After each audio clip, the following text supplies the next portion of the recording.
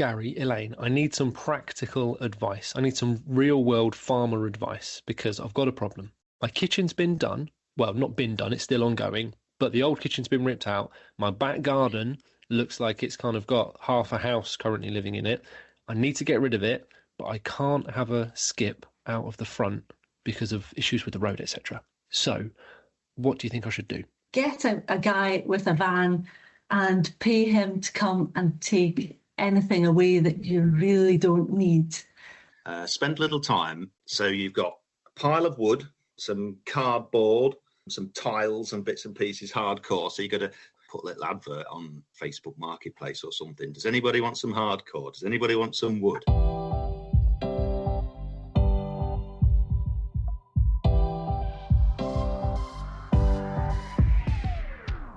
Hi, I'm David Julie. I'm still standing, so I can say welcome to another Agronomics. Very few industries are concerned with the circle of life in the way that farming is. And the aim of this weekly podcast is to help farmers and other levy payers understand the economics of agriculture a little bit better, which in turn can only help keep this great nation of ours fed. It's more Gary and the Combine Harvesters rather than Benny and the Jets in this episode, as I'll be talking to a couple of farmers about our Arable business groups, or ABGs for short. I'm always saying agriculture needs more acronyms.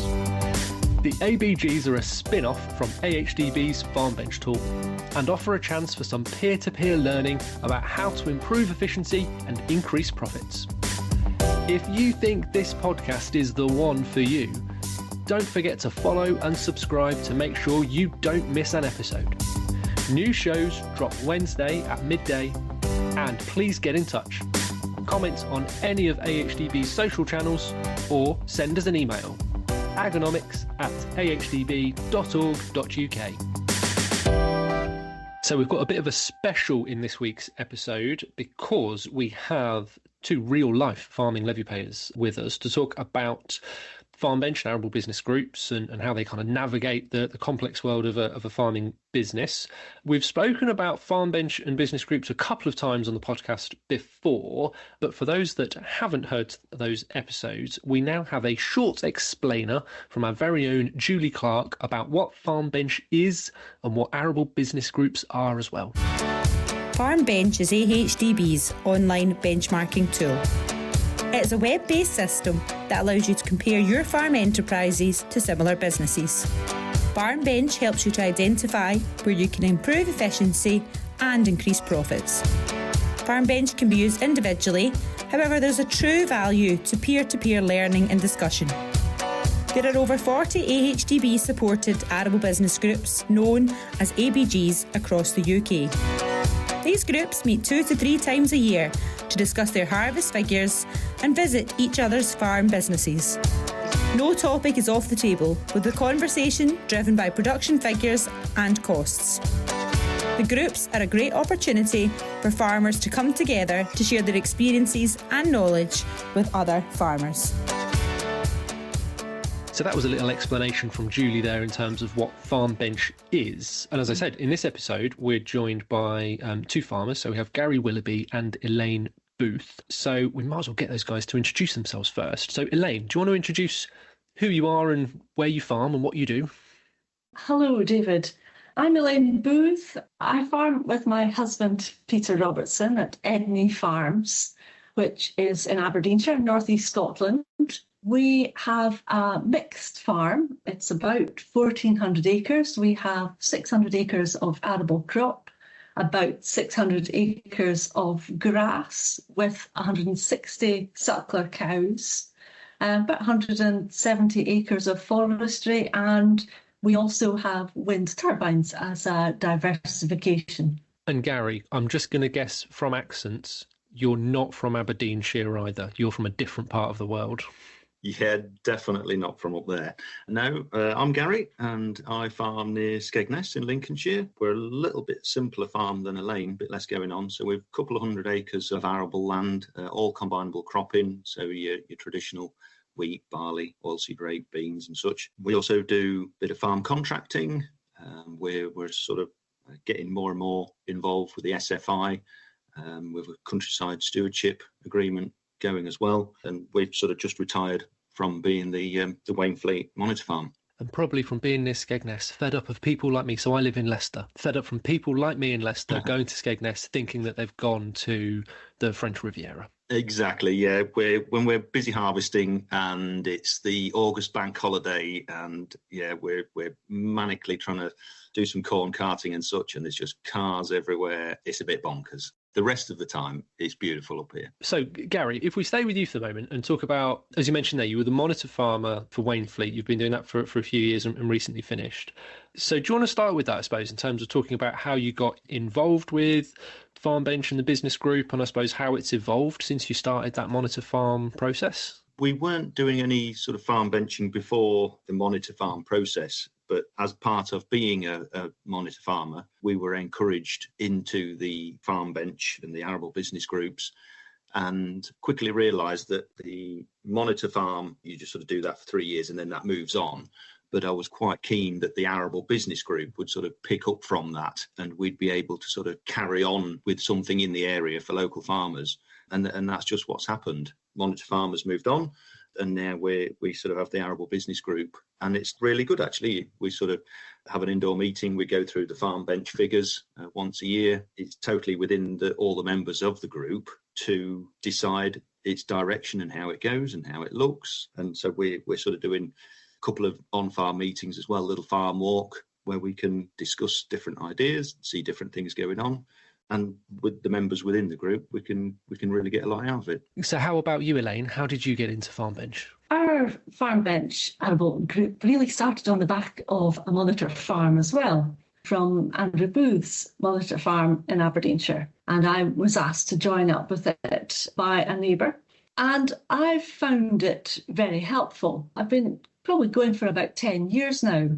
We didn't really do benchmarking for the Arable side prior to that, but it was very helpful to have to go and dig out all the figures.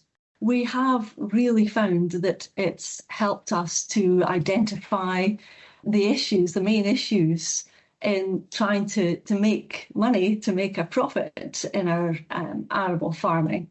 And it's really brought into sharp focus that you need the yields and you need to be doing a reasonable job with marketing the crop. So, you know, these things are obvious, but it sometimes takes a bit of a reminder to get it up there and focused in your head every year. So that's been really useful for us.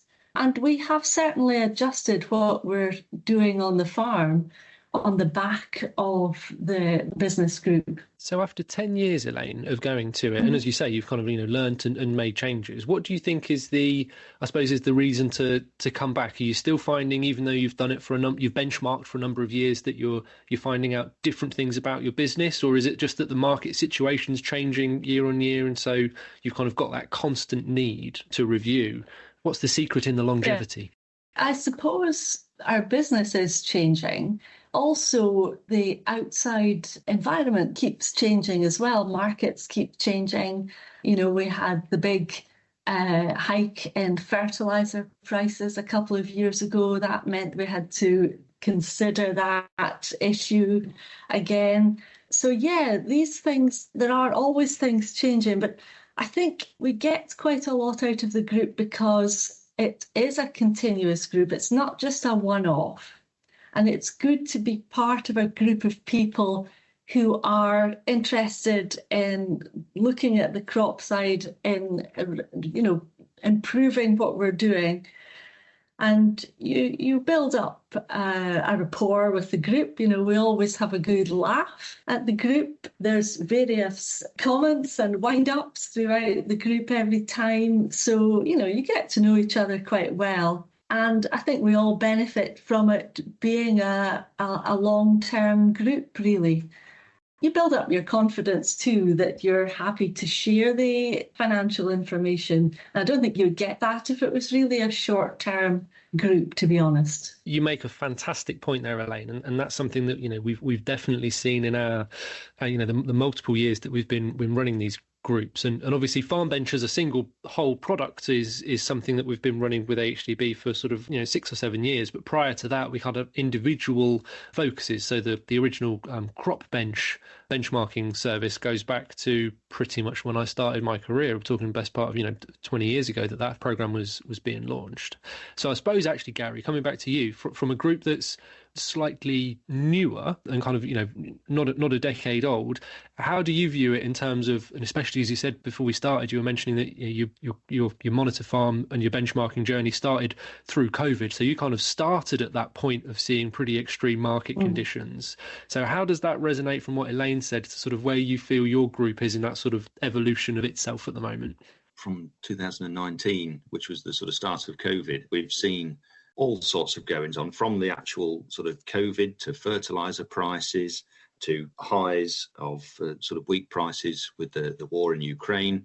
We've seen all sorts, and we can punch that into the Farmbench and then see how we come out really. And I think another thing that's happened in that time is we've got involved with using the zero for our farm accounts as well, because of the going online with VAT. So we single out all our sort of different products and bits and pieces, put it into zero, and then that makes the farm benching data entry a lot easier as well. So it's an ever evolving feast. It really is. And again, there's a huge amount of data, and I think this is the thing that we see as value from Farmbench in terms of what we as AHDB then use it for, is that data set that it creates, because we get a national data set that we can then analyse, obviously fully anonymised and aggregated, so we're not publishing anything that's a specific farm at very much a national level. We're then able to use all that data and combine it with other sources to create those extra pieces of analysis. That's the true, I suppose, the value of how it expands and builds rather than it just being within single groups. I suppose another question that I had, Gary, is in terms of the data that you said there. How complex is it, would you say, to start? Because obviously, with yourself and Elaine, you've been doing it for a long period of time, so you're used to the system and used to the data. But how difficult was it to start that process? The same with anything new. It takes a little bit longer when you do things the second and third time.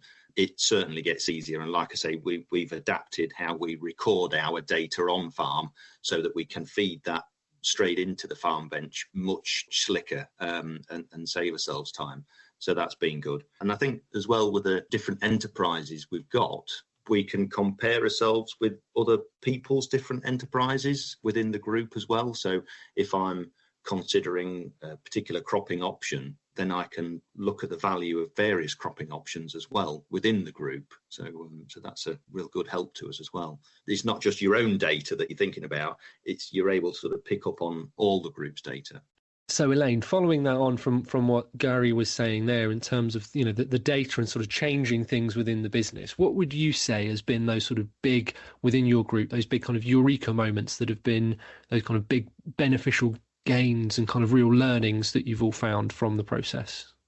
We found that we were struggling to really make good margins from winter barley, and we could also see that our yields were quite a bit lower than many of the other group members for some of the crops. So it gave us an extra need to really look at the farm and try and figure out what we could do better.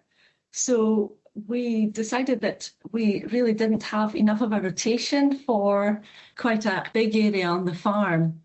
So we really changed things around, really on the back of Farmbench, and we've put a lot more grass into the rotation.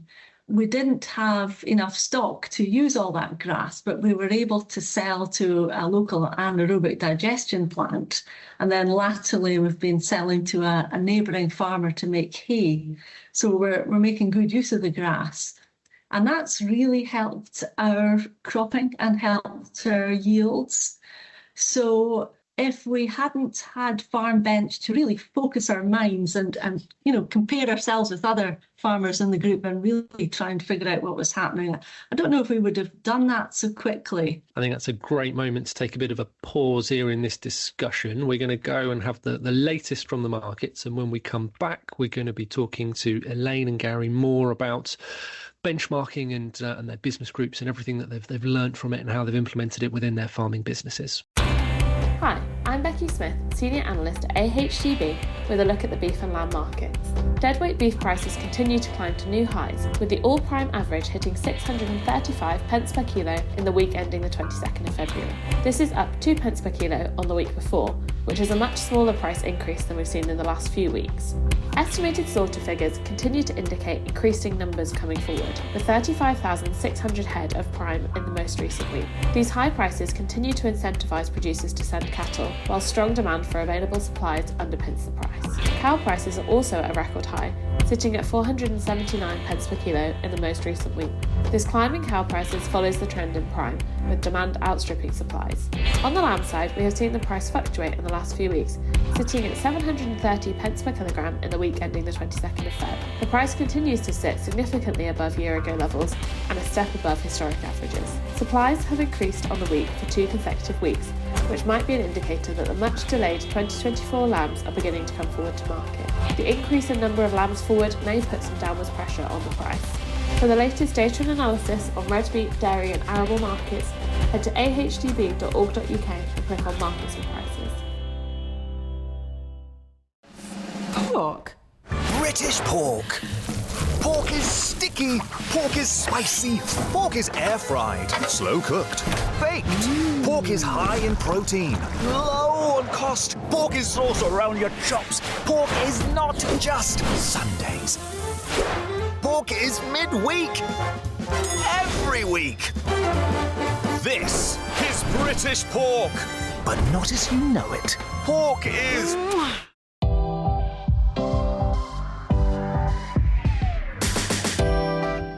Welcome back to Agonomics, and you may have noticed that we're talking about Farmbench with Elaine and Gary. And can you feel the love tonight for the Farmbench and the business groups and everything that we're talking about? It's something that we are passionate about, and we're thrilled to have Elaine and Gary with us.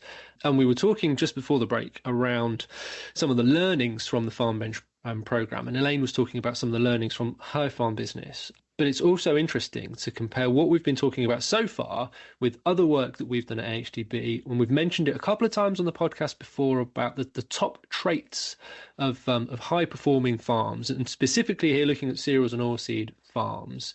And we did this piece of work that we did it a few years ago, and we revised it last year. And those top traits are to minimise overhead costs, spend money on variable costs that increase output, setting goals and budgets, comparing yourself and gathering information, focusing on the detail, and having a mindset for change. And I think they are all key things and key themes that underpin the principles of the business groups and Farmbench, and I guess that expansive journey of wanting to learn and develop and improve farm businesses. So my question to you both, Elaine and Gary, and I'll come to you first, Gary, is what would be your key pieces of advice, I suppose, for farmers that are either already benchmarking or looking to benchmark? What are the key things that you would say, from your experience, here's what you guys should be doing to get the best out of it? I would say be really honest with your own figures. Don't try and fudge things. You've got to be honest from the outset, and that's the same with everybody. Don't be shy. Everybody has a crop that they don't want to look at. It just either didn't go in well, or it went in well and then it rained, or it just never rained at all. There was something that it was just doomed from start to finish, and everybody has those crops where they're just not making the money that they wish they had. And then be open-minded, really, within the group. Everybody's there to learn a little bit of something from each other, and just try and really discuss things and chew things over, really. And it's amazing how you'll get so much out of it, and probably not what you were expecting. What about you, Elaine? What would be your key piece of advice for someone just starting out their benchmarking journey? I'd really agree with what Gary's saying there. It is so important to be honest with the figures, because if you are not completely straight with the figures, you're not cheating anybody but yourself, really. And I think being part of the benchmarking, you are comparing yourself with other farmers in that year, but you're also looking at your performance on your own farm from year to year. So I think that's important, that you put in the best figures, or the most accurate figures you can every year. Looking at minimising costs, One thing that we've done on our farm, and we've done for quite a while actually, is we're a member of a buying group for fertiliser. So that gives a bit of a position, a stronger position in getting the best price we can for fertiliser, economies of scale. So that's a good thing, and it has shown from the figures and benchmarking that fertiliser costs is one of the big inputs. You know, the way that Farmbench splits up all your costs, not just variable costs, but your fixed costs as well, it does make you think about the way that you're using labour and your use of contractors and so on. Those things are always a bit more difficult to adjust, but having that information behind you, it does help you with decisions in the farm going forward. Benchmarking, very useful, and it just gives you a lot more tools to try to farm more efficiently. And I suppose it's really important to talk here, I suppose, about, you know, the process of going through that. And, you know, we are talking about essentially doing a kind of a self-critique of where things are. And that can be a very, you know, as you've both said, a very open place that you need to be. And obviously, we've got to be very conscious about mental health pressures within farming and how, you know, anxiety can be created by such things. And, you know, looking to kind of focus on areas where things can be improved can be a challenge for people. But I suppose that comes back to the importance of the group setting, doesn't it, Gary, really? That group is there not to be, it's not a critical group, it's a supportive group, isn't it?